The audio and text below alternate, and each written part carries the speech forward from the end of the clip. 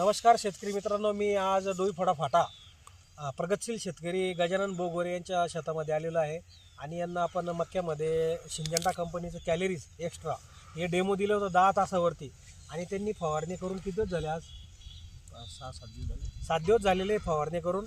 आणि फवारणी केल्यानंतर प्लॉट तुमच्या समोर आहे. हे बघा पूर्ण यांच्या शेतामध्ये तण कोणतं जास्त होतं? केना होता, मोठ्या पानाचा केना. मोठ्या पाण्याचा केना होता. काय फरक जाणवतो तुम्हाला? केना म्हणजे चक्कच झाला ना त्यामधला, पूर्ण केना चक चक झाला. झाला. शेतकरी मित्रांनो, सांगण्याचा उद्देश एकच आहे, ह्या प्लॉटमध्ये आपण या 10 तासांना आपण इथं कॅलरी एक्स्ट्राचं डेमो दिलं होतं आणि प्लॉट तुमच्या समोर आहे. पूर्ण केना इथं वाळलेला आहे.